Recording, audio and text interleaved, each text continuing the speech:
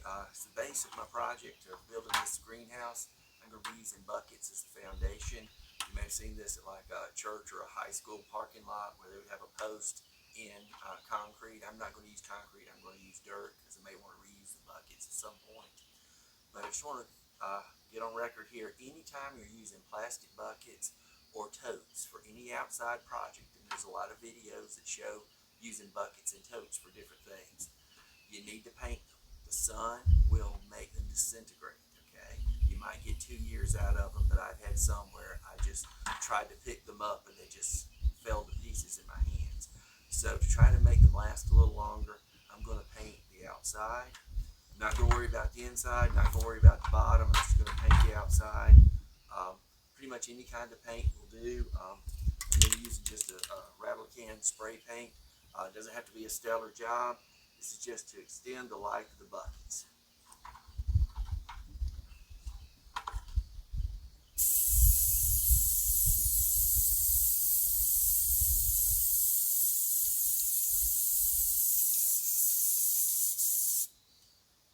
Okay.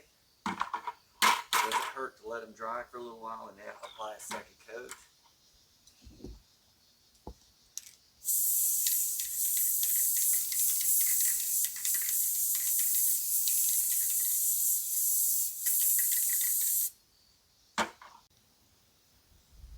Okay.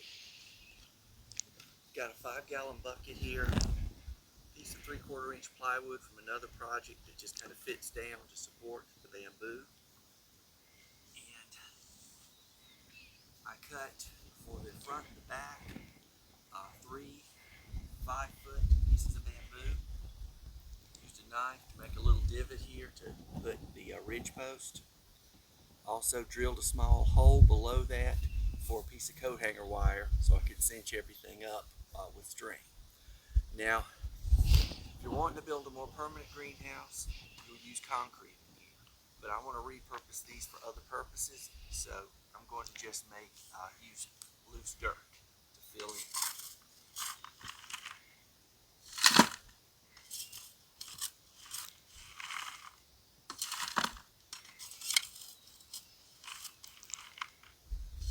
Every so often, when it gets a little high enough to support itself, you need to really tamp it down before adding more soil.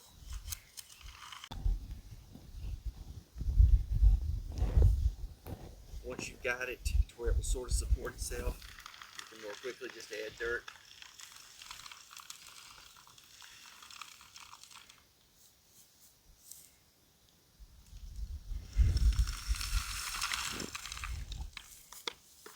Now when it's about halfway full, it's important to really press it in. Okay? Since this is, now you wouldn't have this trouble if it was concrete, but since I'm just making the building kind of temporary for one season, I've got to really pack my dirt.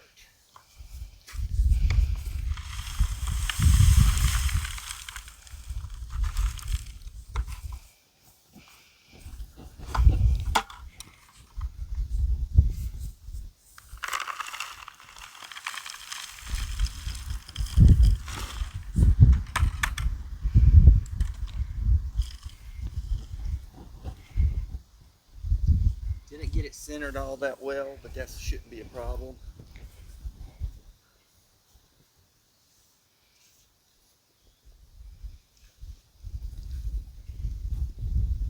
Okay.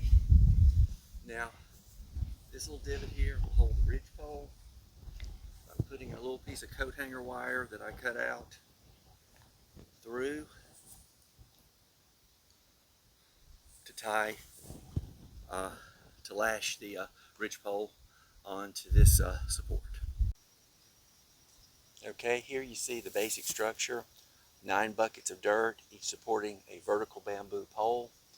A little bit of a divot or bird's mouth at the end of each pole to take the ridge pole, which is another piece of bamboo.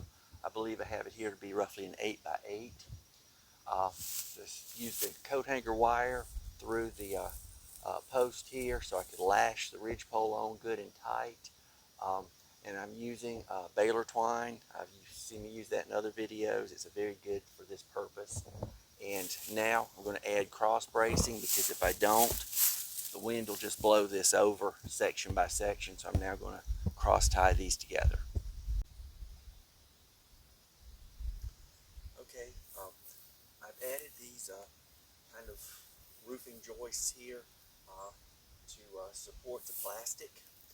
I'm concerned that at any time you're using poles or bamboo, get these crosses where it can poke holes in the plastic.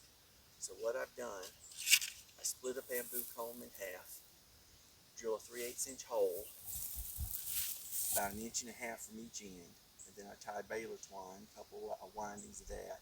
And what that does is it creates a smoother support here that won't tear into the plastic. So that's what I've done for each of these cross pieces here, just to support the plastic.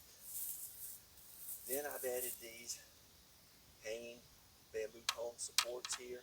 They add nothing to the structure. They're simply there to support the plastic when the winds blow. If it appears to be a problem, I may add another one a little higher.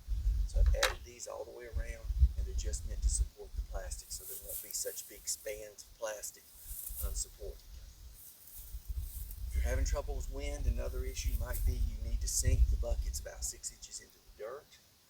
What I'm going to do instead is put really big rocks in the buckets to add weight to them, so they'll be a little more supported. So now the next step is just to add the plastic sheeting. Okay, we're just about done here. You can see on the inside, I'll probably put a tarp or something down to keep the grass, because the grass will take off growing once we close this up. But for right now, I may add some Velcro fasteners to the doors, but for right now,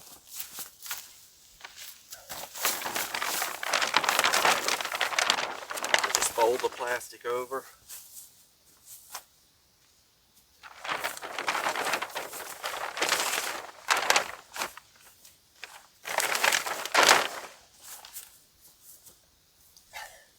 And use some small logs, rocks, whatever you have, maybe even bags of soil to hold it closed.